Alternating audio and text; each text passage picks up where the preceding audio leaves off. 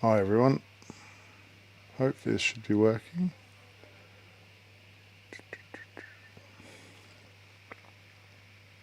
Should be anyway. Apparently sound is working. Might need a bit more volume, don't know. Should be okay. If you're watching, don't forget to write a comment. I'm going to be talking about this. I've got this, which is quite interesting. It's Foccarini. So Foccarini, that's how you pronounce it. And it's a electric enduro bike. But the most interesting thing about this is not really the bike today. Obviously I'm going to have a look at the bike, but it's more the motor and the battery system.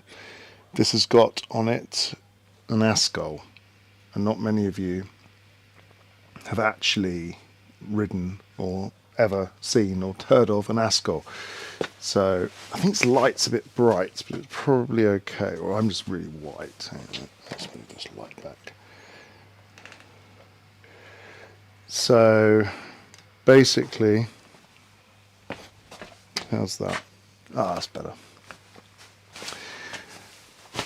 So point is to talk about this motor today. I've ridden it a bit, not much. The whole idea is to basically talk about it. There's been a lot of in the press or on the internet since Eurobike, all about lots of power and motors, but people forget that there's been bikes on the market for years with lots of power. And this motor, I actually test rode it. I think it was in 2020, a prototype version, and it was pretty cool then. Now, most important thing about this motor is it's got the Shimano bolt pattern. So apparently you should be able to fit this to other Shimano motored bikes. Now, the only problem is, and they always say this, every brand, is the basically they talk about the problem with batteries not fitting in. I think this uses a BMZ battery, so BMZ make Shimano compatible bike batteries, the ones that fit in Shimano bike frames. So I don't foresee that being too much of a problem. Now, I have heard a rumour that one bike brand will be offering the same bike with two different motors, either this motor or the Shimano EP801. But what's special about this motor? It's got 90 Newton meters off the top, let's say. 90 Newton meters off the top is quite a lot. Now, I rode it today back to back against. I rode it back to back against a Bosch, and I have to say the 85 Newton meters of the Bosch does not feel like 85 Newton. This feels a lot stronger. 5 Newton meters shouldn't feel that big difference that this does. It really does push quite a lot harder. But on the remote, on the top here, which I have a long cable with my headphones, so that's good. On the top here on the remote, if you press and hold the top button, it goes red and you get a 30-second boost, which allows you to have 110 Newton meters of torque. That's a lot of torque. Honestly, in my experience, that much torque is pretty much unnecessary all the time. So I've got a hill climb where I ride, where I do my back-to-back motor testing, and I'm going to do one of these against the Bosch, because why not? And it feels like this bike back-to-back just annihilates the Bosch with 110 meters, but Newton meters, but it almost feels like, now I haven't checked that, I want to see by how many seconds it does it. But yeah, interesting. I've been riding quite a lot of powerful motored bikes in the last, let's say in the last few weeks, and I've been trying to sort of figure out the rumours from, or the numbers which DJI have been putting out there about bikes and whether they're with us 90 newton meters or 110 newton meters, 120 on boost mode with a 600 watt hour battery, and all this power, everyone going hard on power. And yeah, I've got somebody messaging me, how's the new bike? Chat to me on the stream is my answer. Chat to me on the stream.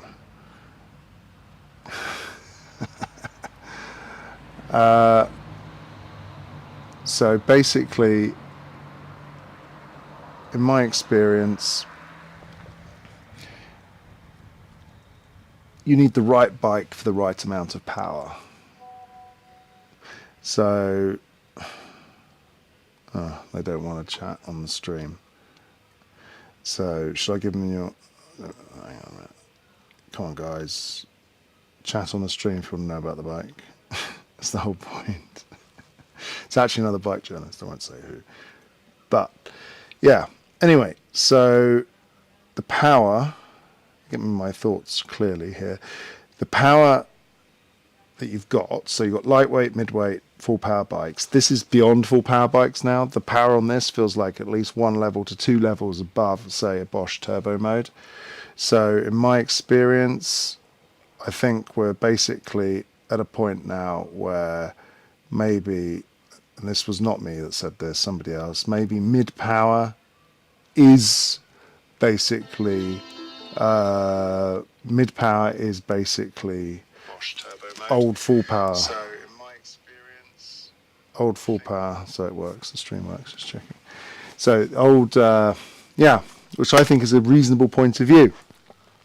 Because if all the motors are going to come out now with this 90 to 110 newton meters, 120 in the case of DJI, even if it's just for a short period of time, I think it's going to make quite a big difference to people's expectations.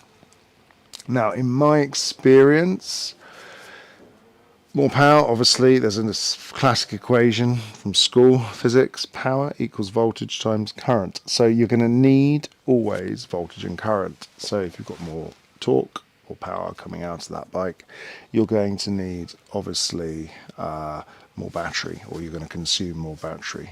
So my opinion at the moment is that with more battery being consumed, you might undermine the need of the smaller batteries, so you need a bigger battery, so the weights don't really change much, even if you've reduced the motors in size. But I was talking to the Polini technician, and they said a classic way to reduce the weight of the motor is take the axle, so this central part here, and just make it titanium, and you have saved yourself 200 grams. Very interesting, because most of them used hardened steel, and yeah, make it titanium, 200 grams saving, which is basically, an easy thing to do. And yeah, anyway, so that's one thing to do. Weight is an issue. I mean, you can get a 2 kilo motor, but the problem is motor size also is indicative of weight and heat transfer. So like small size, lighter weight, but maybe harder to transfer the heat out, especially if you've encased the motor in carbon frame.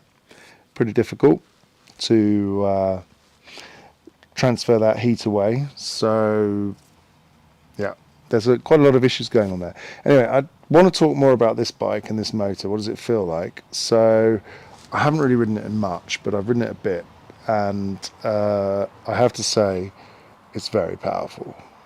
It's in the full boost mode, it's at least 2 levels above Bosch. In the normal mode, 90 newton meters, it's maybe 1 level above turbo on a Bosch. Probably a little bit more powerful than an EP801 from Shimano. Parallel, I'd say, to a Polini in 90 newton meters. Polini's 90 newton meters. And yeah, my hat's on. I need to put my hat on straight. There we go.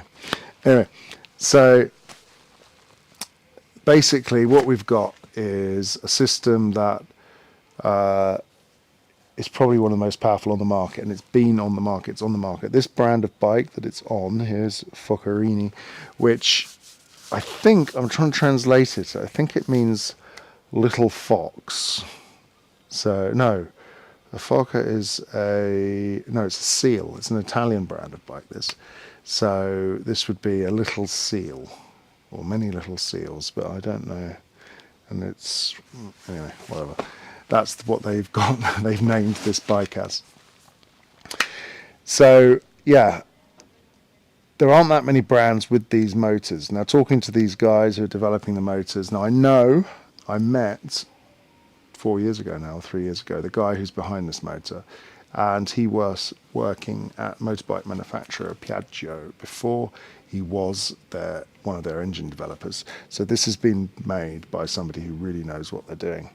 Now, I have to say the software on this is quite interesting. It's got a little bit more of a wider Q factor than a standard Shimano, but I have noticed that the power is, the base level, I always go on about the base level of power now, is much higher. I only got 6 viewers, that's pretty cool.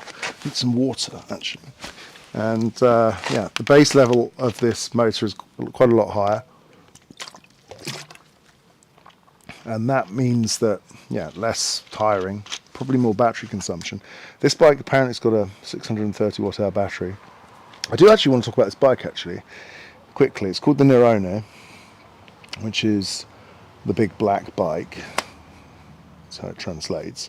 And we've got here 170 on the front, 160 on the back. We've got a mod shock coil from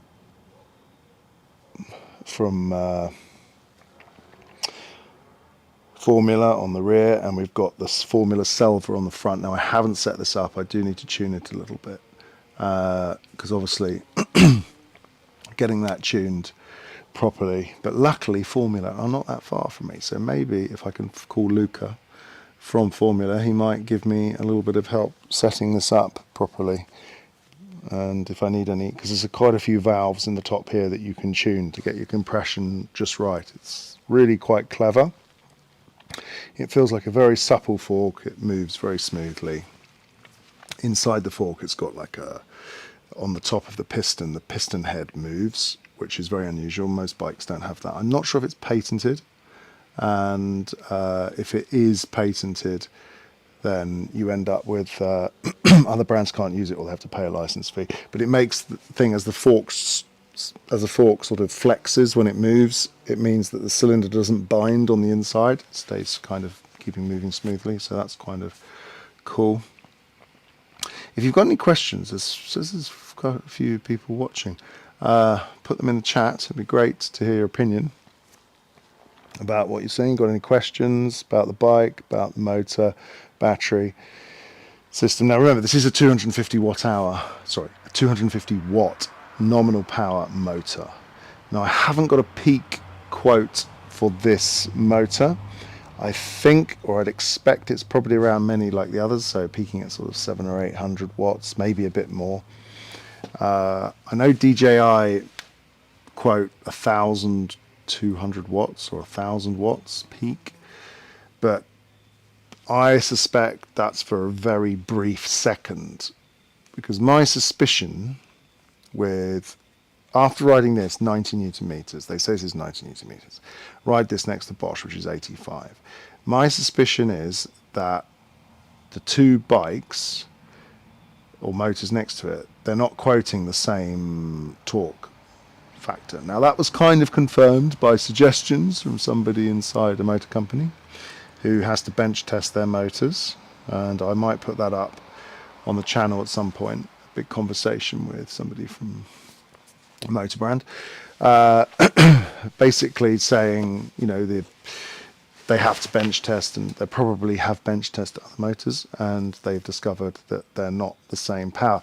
Now, I did test the SRAM motor, which I actually like, which is the Bros, obviously, and we tested it back to back, me and another guy, and we were testing against an old school Bosch Performance CX with a smaller chainring, which I don't remember the power on that. I think it might be 75 or 80 newton meters, and we found the Bosch to be actually pushing a little bit harder up the hill compared to the SRAM motor, even though the SRAM had 95 newton meters. So or 90 Newton meters. So I think the internet could definitely do with the internet. Yeah, the people could definitely do with a little bit of some bench testing for motors to actually figure out what the real values are. Now, I I know I have been contacted in the past by some German guys that often, if I've had a motor before anybody else, they've said, "Hey, could you send us the motor so we could bench test it?" So I can't remember who that was, but that was a long time ago. Now, apparently, I am the very first person to get this motor, which is interesting. So no one else has it. I've got it. I got that today because I got the number wrong when I posted a short about it, so I had to kind of change it around. And they said I'm the very first person to have this motor, so that's pretty exciting. And it is the holiday season, so that means I've got this thing probably for another 2 or 3 weeks, or at least 3 weeks. So I'm thinking about going for a big ride. I've just been recovering because I've been in quite a few big rides the last few days. So I'm thinking about going to a big ride with this and actually taking it to the limits. But I do want to swap the tyres out. And that takes me to one of my favourite tyres recently. If you get a chance, go and buy and test ride some of these. The Wrangler tyre from Goodyear. It's brand new. Absolutely brilliant. Now, I gave one to someone, a spare tyre that I had. And he just had one tyre, and he's like, "Alex, where'd you buy them? I need one. I want more." So they're really good. I don't know. They're very similar to an Askoll, but they seem to have a slightly larger or better feel to them on the profile of the tyre. But I'm going to fit these on there. I want to put some of those on there.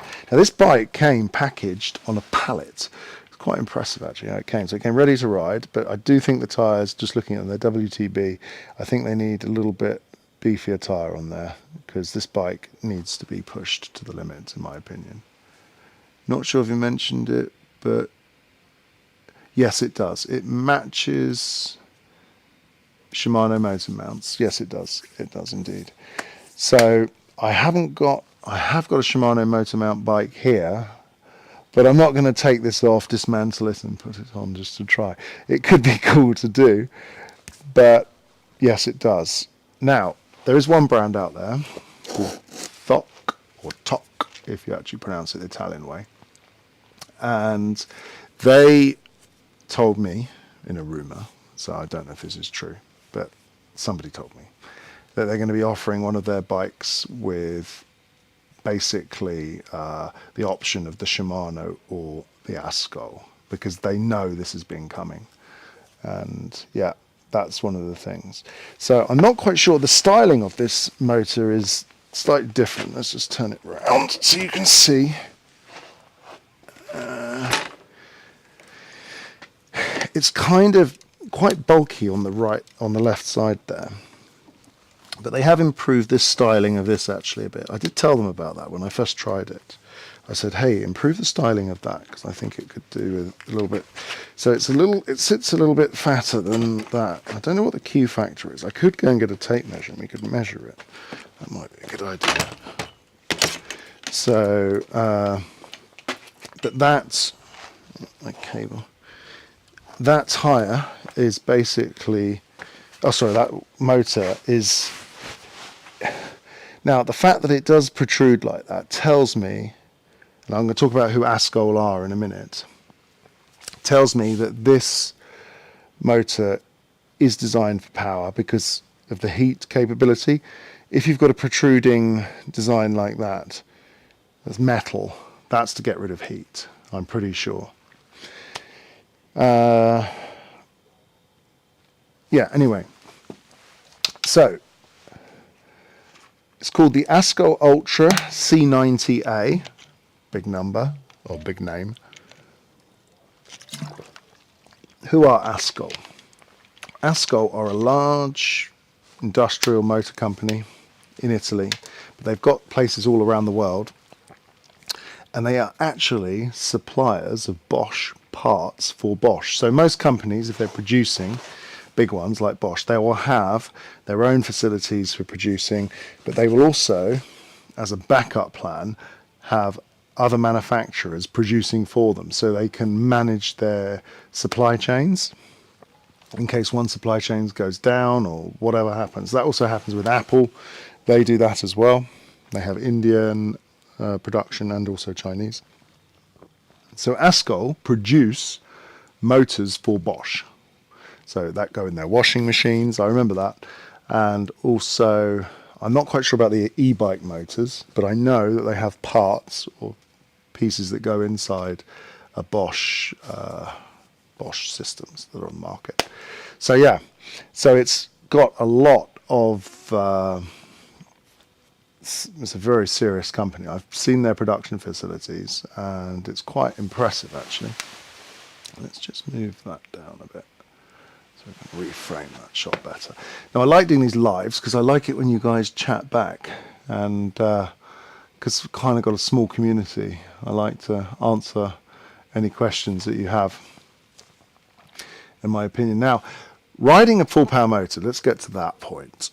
It's an interesting experience. I'm not quite sure how many people have actually ridden powerful motors and talk about it. Now, there are quite a few forums out there, the unlocked forums. And I started getting into them and looking at them a lot. And there is a huge demand for powerful motors, and a lot of people are defining their bike by the motor they've got. And there's actually some interesting examples that were written to me today about where, in comments and etc., where they see the advantage of that extra power. So they're coming around a corner, they want to hit a jump and they're not going fast enough, they can't pedal past the limit properly, the bike's too heavy, it doesn't go, so they can't boost over the jump, which they could do that with a normal motor. Now that's probably a bit more of an extreme case, let's say, because the average person, the average rider, in my experience, is a sort of, well, if I look at my stats on my channel, somewhere between the age of 25 and 55.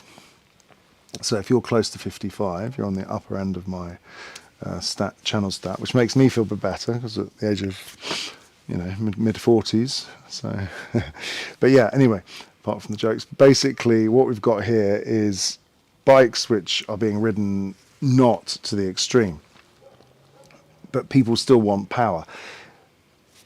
This thing, I haven't measured the chainstay. Why don't I go and get a tape measure? Give me a second. Let me get a tape measure.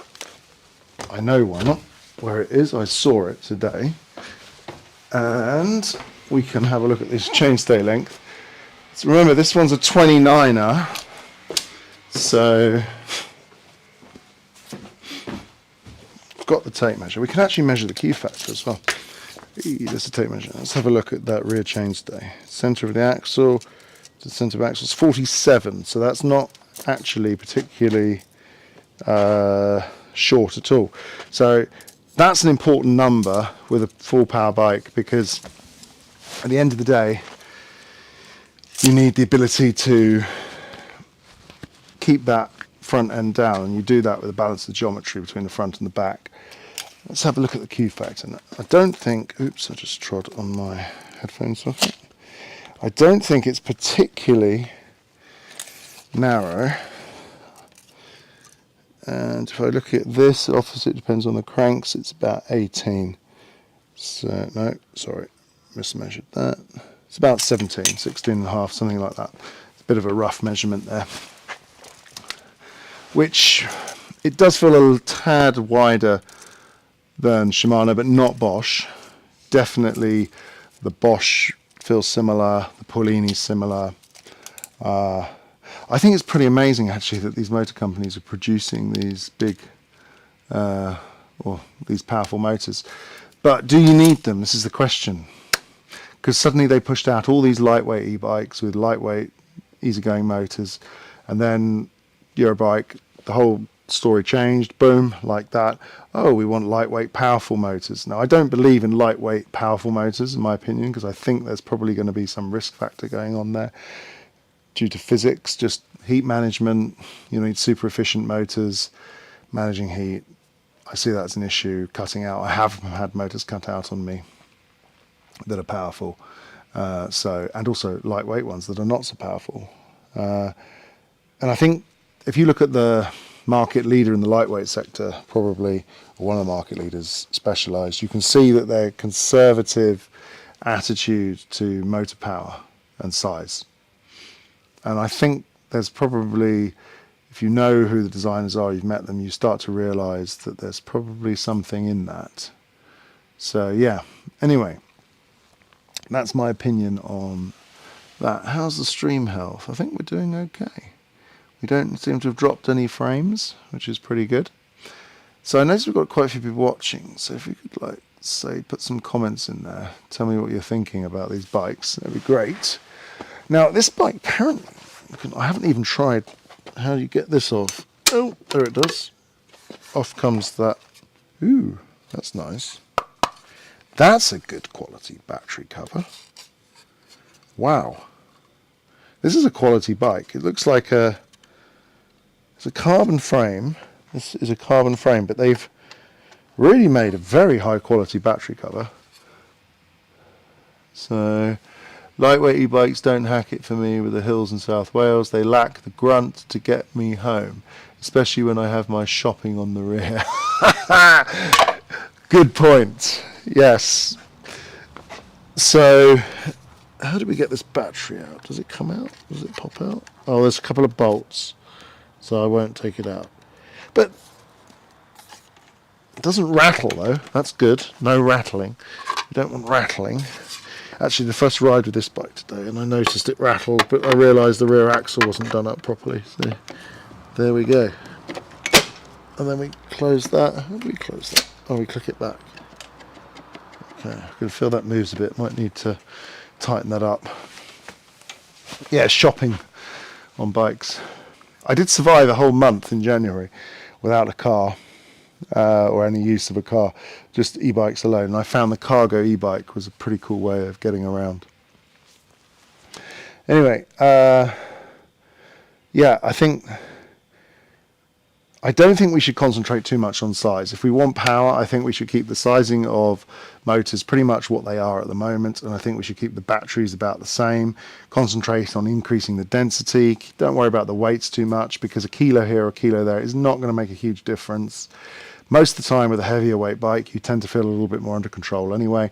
I just rode the Polini in a race on downhill track, and that bike with the E-Crown was really good and very stable, big burly bike. It actually felt like a bike which deserved the use of the 38mm fork on it.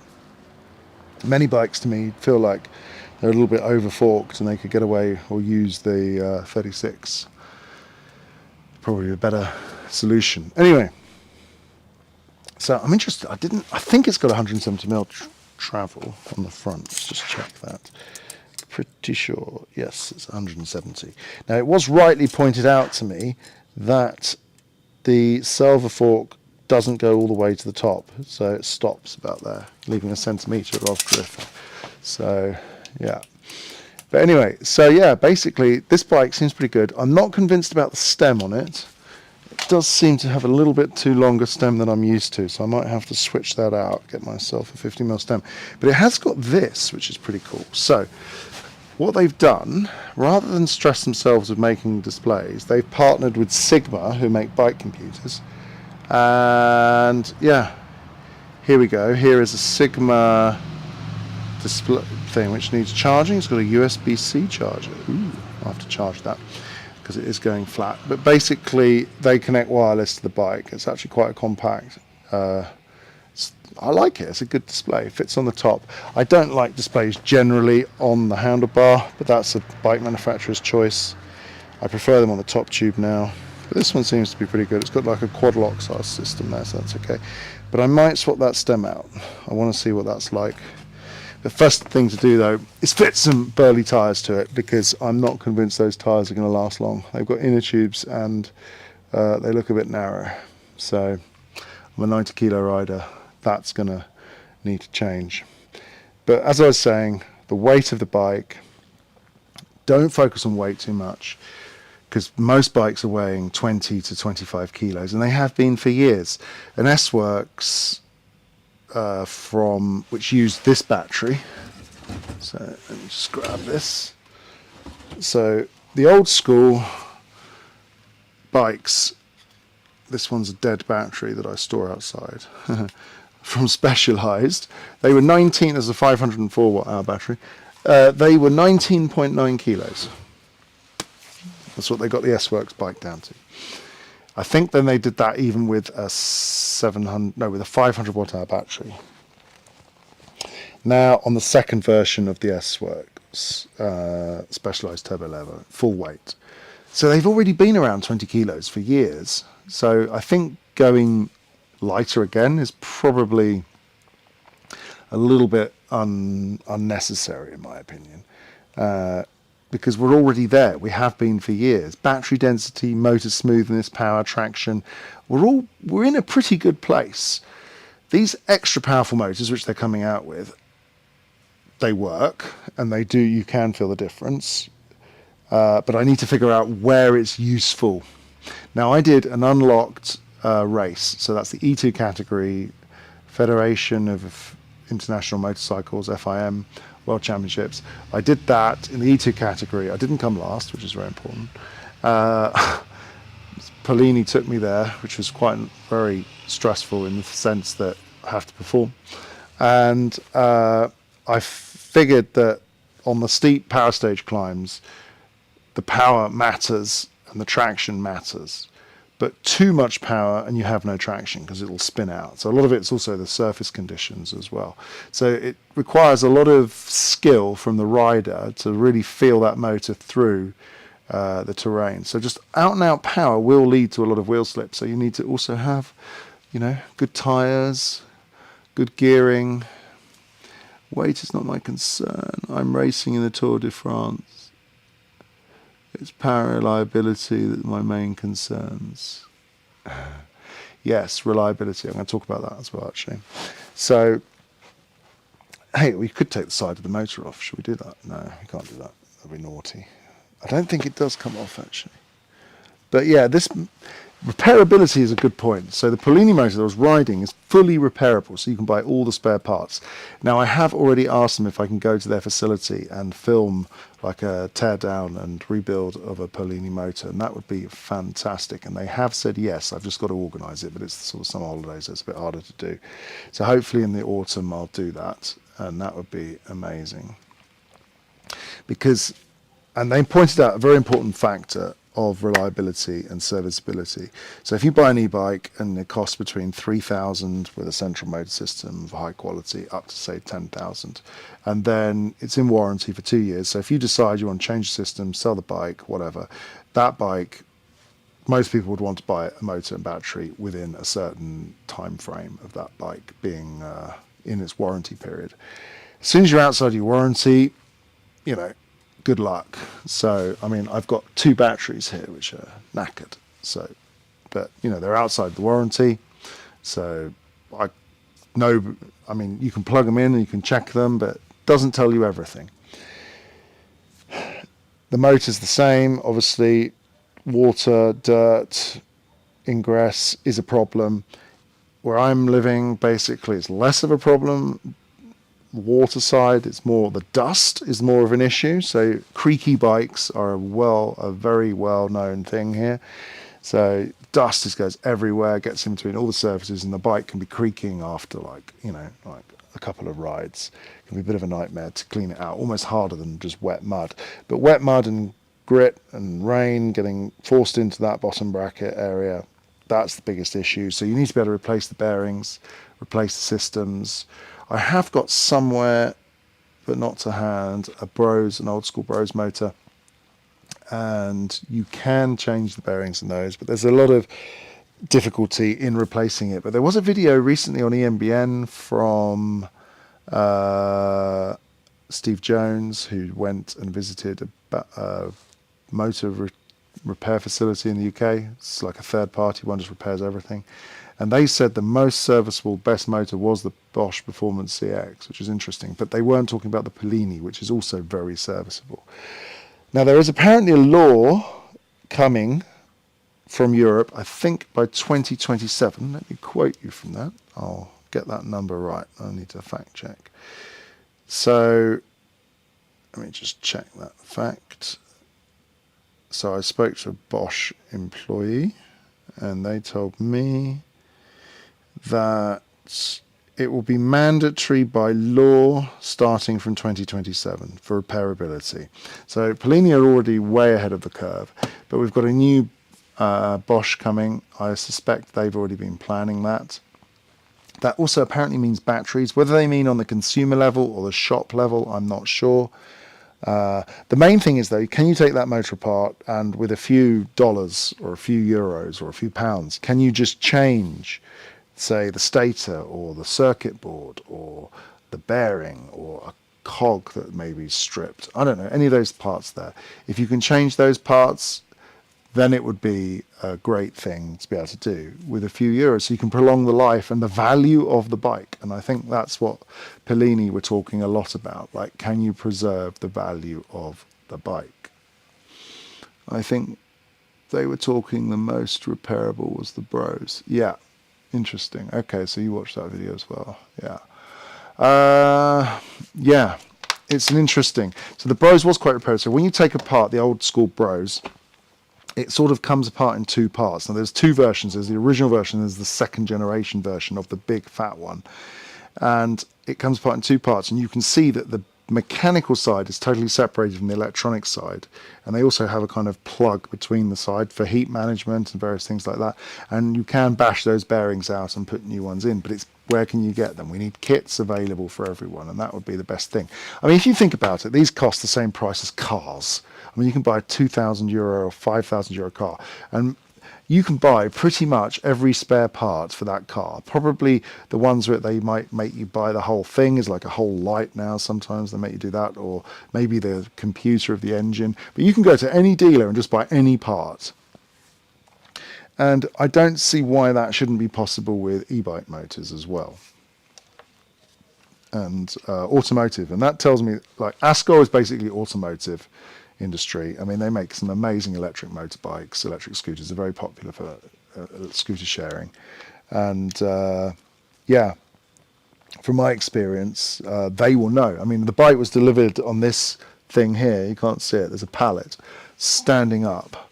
It was the most incredible bike delivery I've ever had in my life. The box came. It was ready to ride. I just took the straps off and you could ride it. It was like a motorcycle, but obviously more expensive to deliver that way. But yeah, apparently Porsche are coming out with a motorbike, with an e-bike motor as well.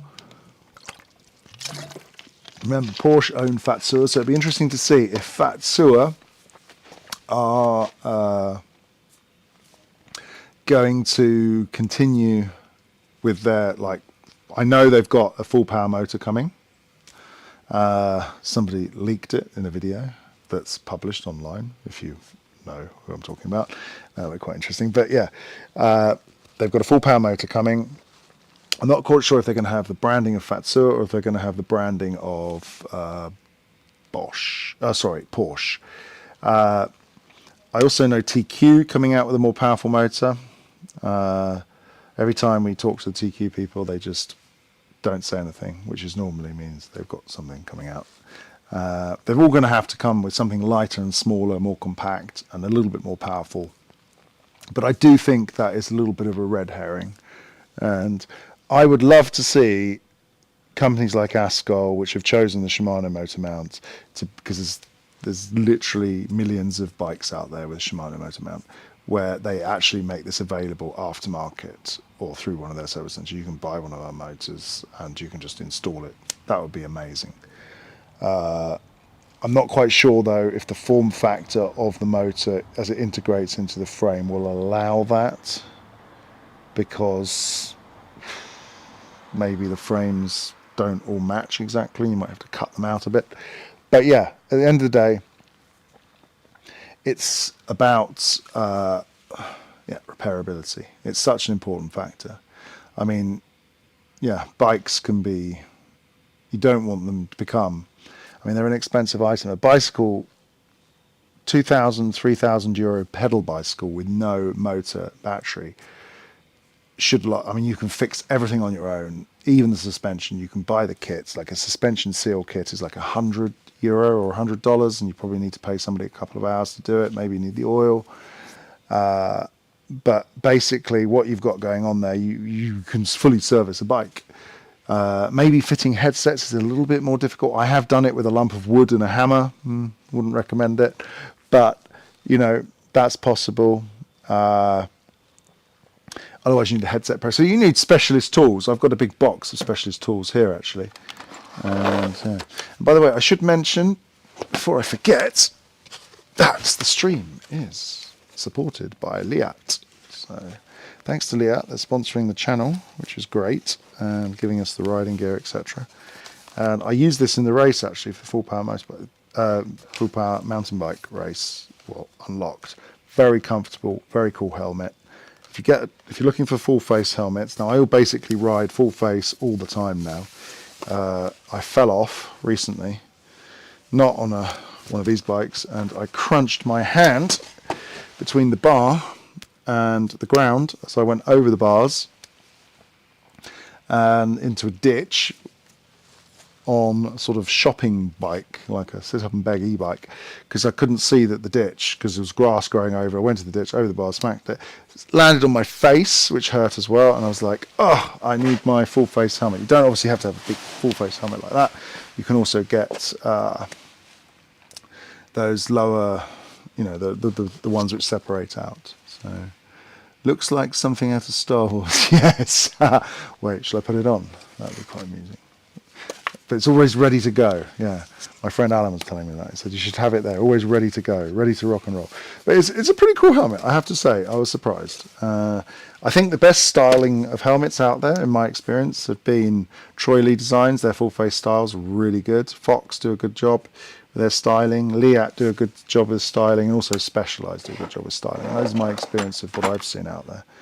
But yeah, definitely. So I know who's written there. I know too many people have given up on e-bikes because their £3,000 e-bike broke after a few years and there was no affordable repair options. This is a problem. This is a serious problem. The batteries is the one that bothered me more than anything, because I've never really broken a motor, probably because I don't really ride in much rain.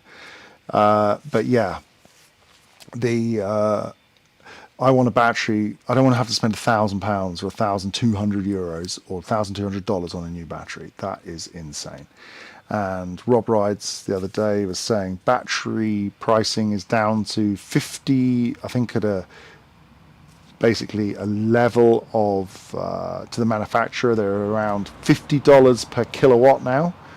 So we're paying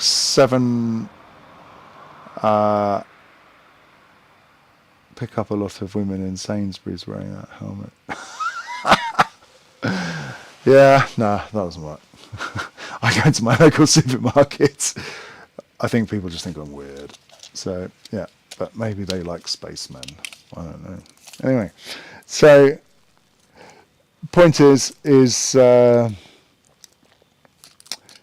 batteries, the pricing needs to come down, the repairability. I think they're going to have hot swappable cells in the new pack, so you can probably take out the battery and change maybe a grouping of 5 cells. That would be great if they could do that.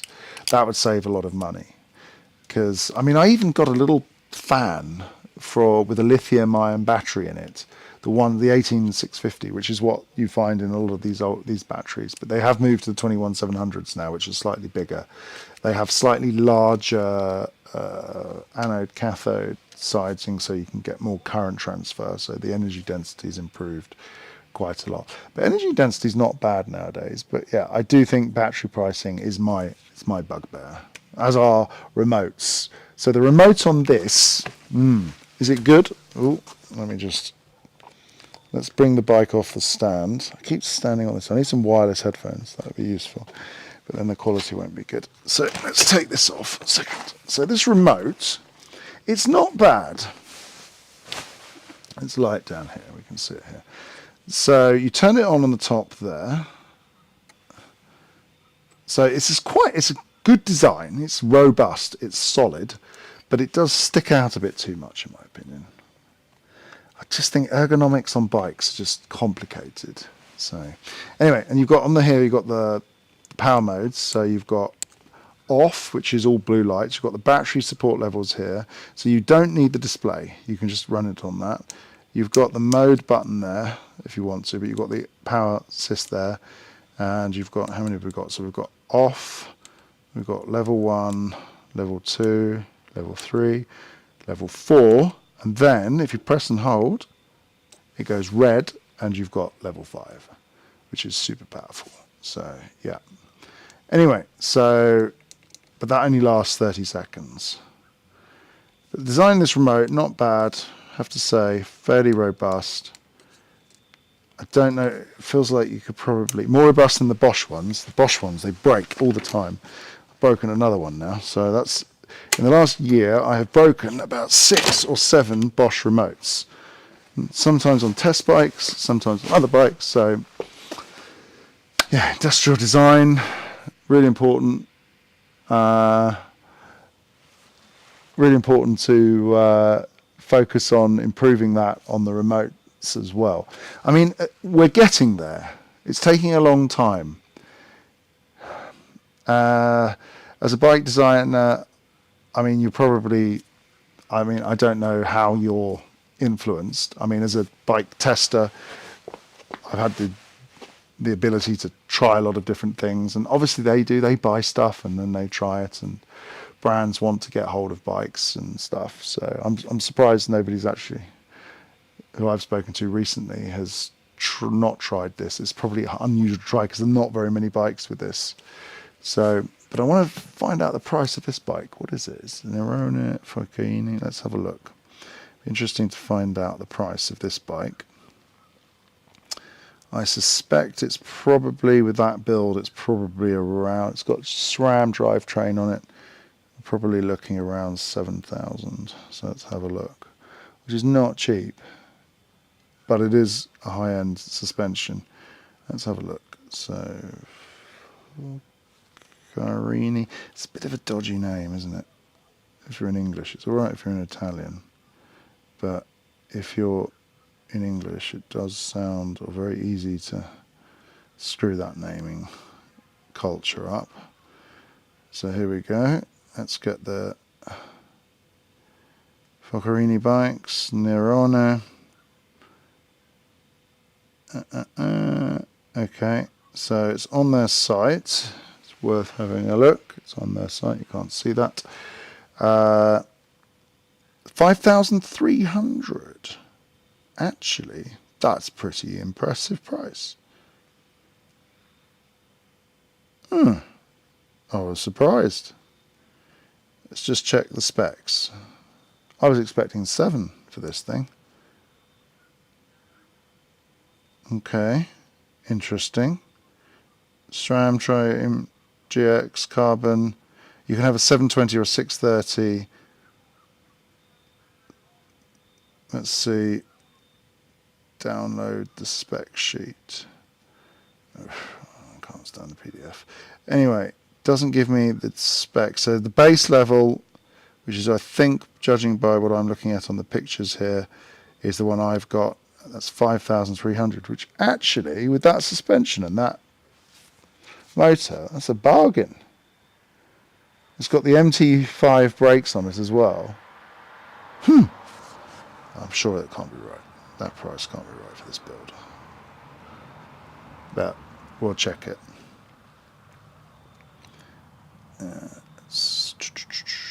Don't know. Well, what I'm seeing on the... Hang on a minute. What have we got here? They're just showing you the pictures. Yeah. Nothing like an unclear website. So, yeah, it says €5,300. Wow. With that motor power, that battery build, that's a competitively priced bike.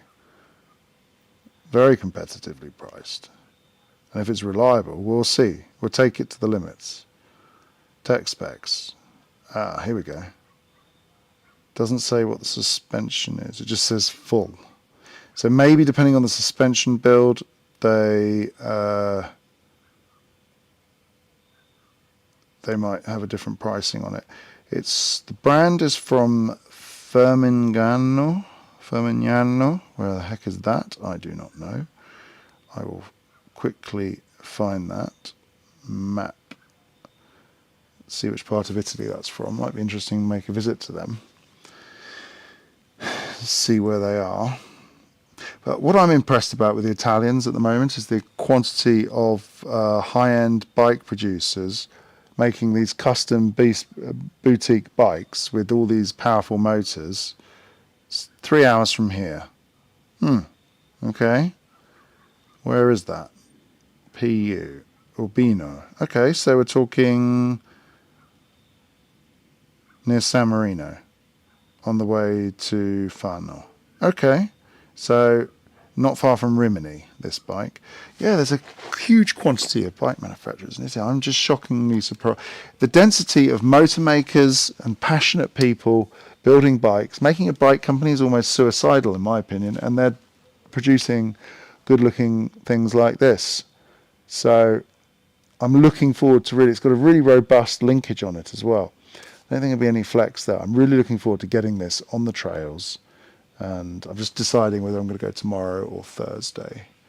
I haven't decided yet. Tomorrow's Wednesday, but I want to take it up, do a bit of exploration with some steep climbs, and do it on my local trails as well. But it's pretty hot at the moment. Like in the evening, I do the live in the evening. It's nice and fresh outside, but daytime we've got 38 degrees. It's pretty hot, so it's a bit of a pain at my local trails, so I have to go up high.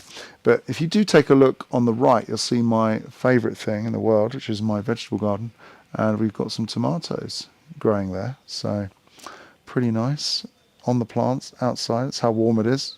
But advantage of the warmth though, you can go up high at the mountains. We've got some amazing trails not far from here within an hour or 2 hours, including the Abetone, which is the video coming soon on that. And you've got basically very stable weather, because the Alps tend to be a little bit more unstable compared to down here in the centre of Italy. Oh, and there's some high mountains, 2,000 meters you can ride up to, no problem, and lift serviced as well, up and down. Try the LMX 64. I saw one of those at the race, and if you look on the video that I published this morning, I think, yes, this morning, the video I published this morning, there's a glimpse of that, and it's got a dual belt. So it's got a belt on one side and it's got the chain on the other. And apparently they kind of sense, there's torque sensors between them, and it'll add the extra power. But it does have a throttle on it. Now, I prefer, personally, no throttle, because I just want to pedal. Because if I had a throttle, I'd probably just use it all the time.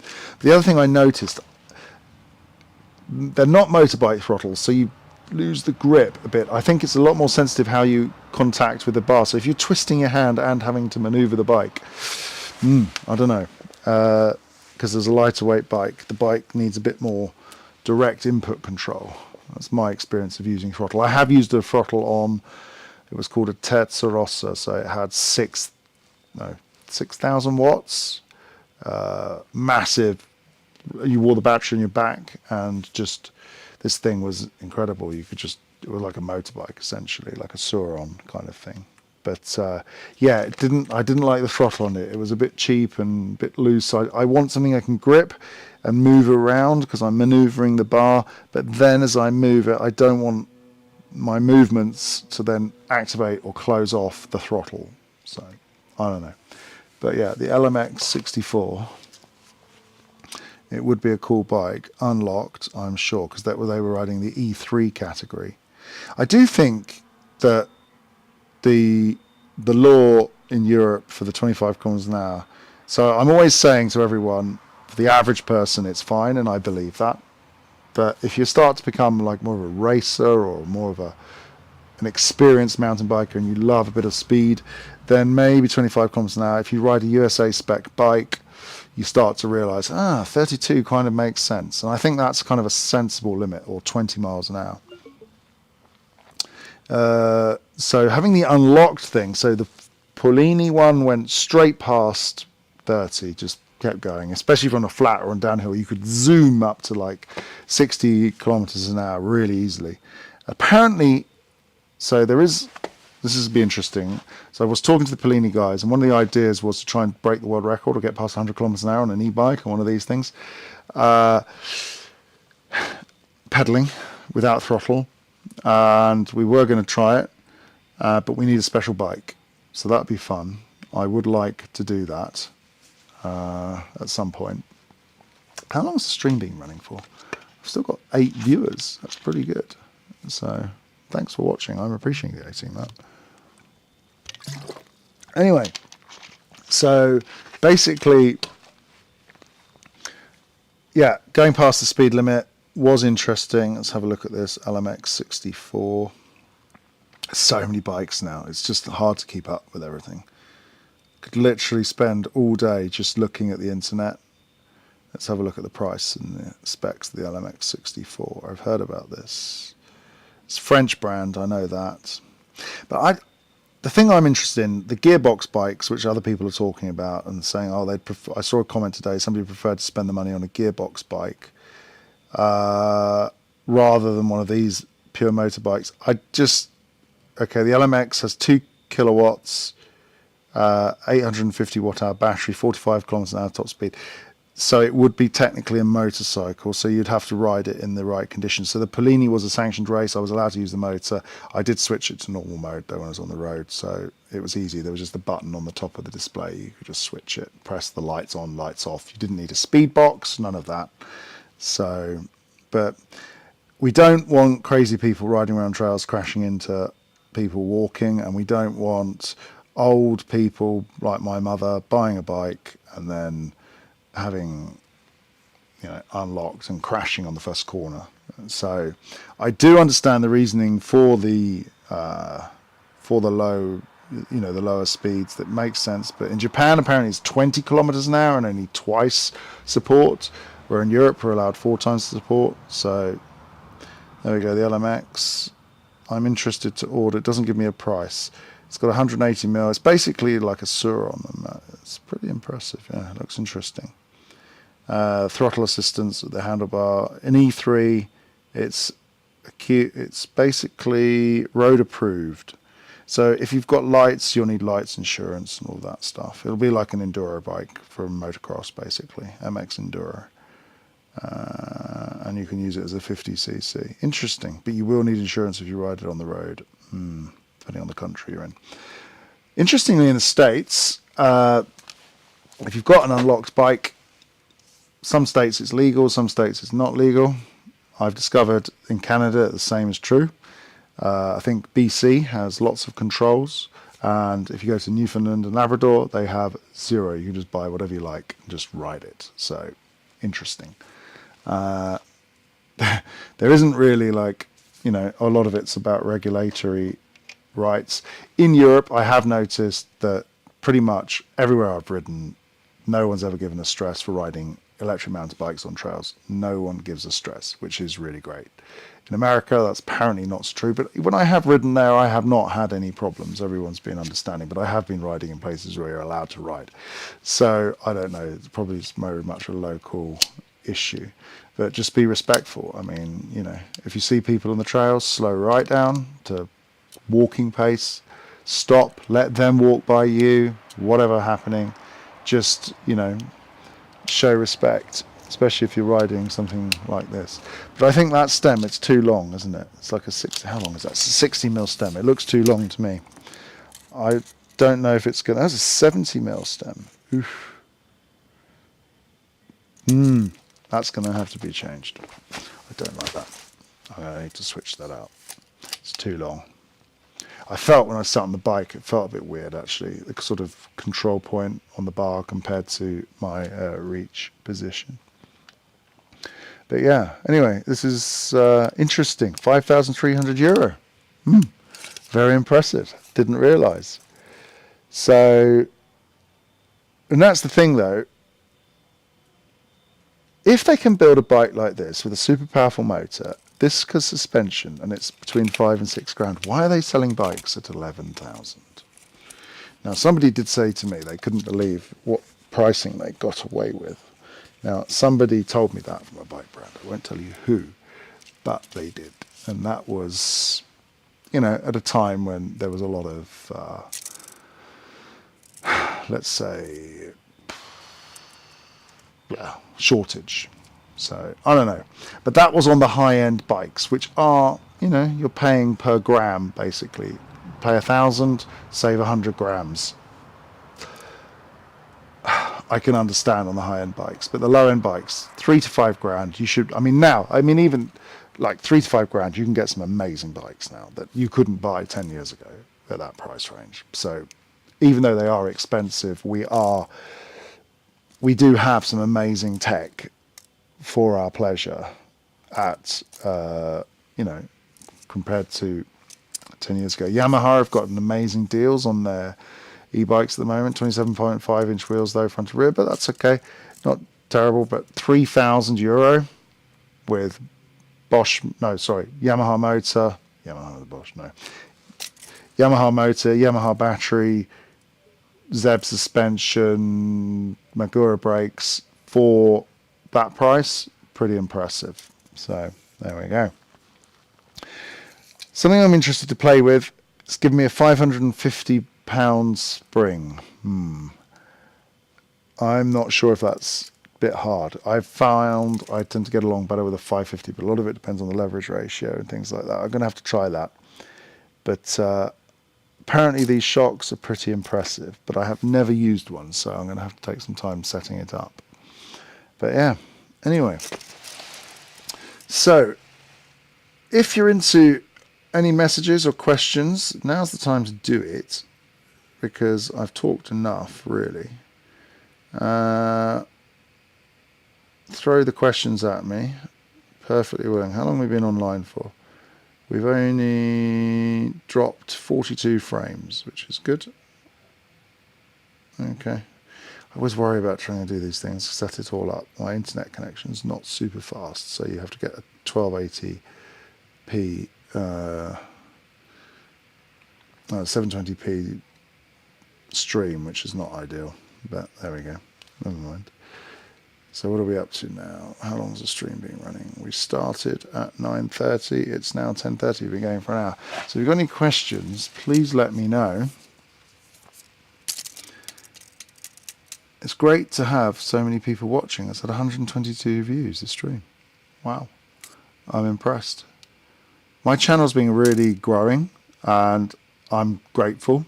So anyone who's watching now, if you could hit like, that would be great. That will make, and also subscribe. Probably you are subscribers.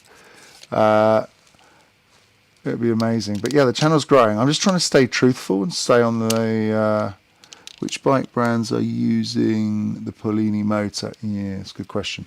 So we've got E-Crown, we've got Muller, we've got MDE or MBE, which is an Italian brand. We've got Foccarini, I know they're using it. It's all those sort of smaller brands because they can get product. Because if you go to Bosch, you need to buy like 10,000 units. But yeah, Fulgur use them. Who else does it? What it might be cool to do is I'll talk to Polini and try and get a list off them of all the brands that have their motors. Park Pre have them, and they've got a mountain bike, which looks pretty cool, which I'm going to try, and they're not far from here, so I'm going to go visit them and test them. Right, I have to go. I have a Zoom call with Jennifer Aniston and Sandra Bullock. Yep, you're a flippin' legend. In half an hour, I need to put on some clothes before then. Thanks for the info. Much appreciated. Look forward to next vids. Legend. Like a good bit of sarcasm. I try to do all my videos with a little bit of sarcasm. Probably you've figured all that out now. So I don't know if it translates well, but irony, not being too serious. But I'm not trying to pillar anyone. I think the brands do worry a lot, though, about us journalists and what we say, especially if we've got experience. They do worry a little bit. Would love to know more Polini bikes which are sold in the UK. Yeah, well, I know Berkshire Cycles are like the main Polini dealer, and I was talking to the Polini rep, and he went there and spent a few days there, and he was impressed with their service and how they do things. So, you know, definitely a good service point, and I know they're well supported because I know all these people. So it's kind of the thing, like big brands, you just don't know who's doing what, and it takes years to get to know how their systems work. But Polini, it's a family brand. Although if you go to their facility, it's big.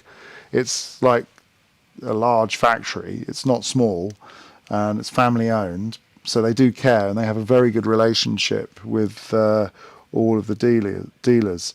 But yeah, I mean, I'm always getting to the point where I like the motor. I'm like, oh, why don't I start exporting Polini bikes, making them available for everyone? Yeah. But no, I don't want to do that. I don't want to get involved in that. I prefer my side of the fence compared to that. Garelli is another brand. Garelli. I think also Atala makes some. Whistle, I think, is another one. They're all kind of Italian brands, but they do have a bigger footprint. So, yeah. Anyway, but I'll do some research on that. There's quite a lot going on there at the moment, really trying to keep up with all of it. And trying to produce 3 videos a week, 1 for my channel, 1 or 2 for other channel. It's a lot. So I try to, when I've got time, I just try to put a video out. If I'm sat there on the computer just watching stuff, I'm like, well, why aren't I making a video? So I make a video. And yeah, and it's working. It's enjoyable. And I really get a lot of pleasure from the feedback from all the viewers and the trolling sometimes. I like a bit of trolling, but I just lean into it. I don't really take it personally. It's kind of funny. But yeah, it's great. Anyway, we've got a few viewers still on, so we've got some extra likes there, so thanks for that. Yeah, a list of brands using Polini or Askoll would be great. Yeah, let's try and do that. Just do a video where I just literally read them out, these brands, and just flash them up. These are the bikes, because I think that would be a great thing to do. And the great thing is yeah, small brands tend to take care of their customers a bit more because they care about, you're not lost in the void. I did have to help somebody from Bosch, well, I had a Bosch equipped bike that the shop just wasn't doing anything, or Bosch weren't, I don't know. They were 2 months without their motor being repaired. And I ironically broke down that day in the car, and they rescued me with their pickup truck. And I was talking to him, and or his flatbed loader, and yeah, he said to me, yeah, I'm an e-biker. And I was like, oh really? Yeah. And it's, my bike doesn't work, and it's been stuck for months. I was like, oh, that's not right. So luckily I know somebody inside Bosch, so I called them, and the next day he had a new motor. But I shouldn't really have to do that. So that was Discovery, the shop's fault, wasn't really Bosch's fault. But yeah, service is fundamental, and these smaller brands, in my experience, do really well, especially if they're Polini. They'll do what they can to, they don't service the USA. I keep asking them about this, and they're just like, they need like somebody there, or a bigger brand with their motors on there, so they can actually directly service the States, because it's, it is a bit of a nightmare. And but I know Formula, they have a service center in the States or in Canada somewhere. So if they can do it, I'm sure Polini could do it. But it is a step, a big step, because you also got different laws, regulations, things like that to deal with. So not easy. Anyway, so any more questions? And I think we're going to come to the end of the stream. We don't really need to, if I'm not doing streams on your own, I need somebody here actually to bounce ideas off. I will try and get Alan back on. He's kind of popular. He's brilliant. He's got some amazing opinions, and the right amount of balance between sarcasm, taking it seriously, and, a little bit of pushing back against the marketing. There's so many channels out there that just do marketing, and I will tell you this, to this day no one has paid me to do a bike test, and I think that's really important. So, and if they did, I would say, but I wouldn't do a bike test. I'd say, hey, this is a presentation and I've been paid to do this. I'll be following some of the tech channels, what they do. I don't like the channels that don't make it very clear that they are doing promotion. If they're making it clear and they're saying, hey, we're doing promotion for these brands, no problem. That's absolutely fine. But if they're pretending they're testing, and I know there's quite a lot of YouTubers that do that, and they're not really actually doing that, so not good.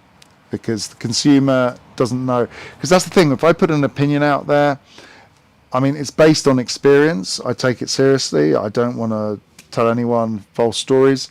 And yeah, like I feel responsible because like if you're spending money on something and I said it was good or I tried it, I feel responsible for that.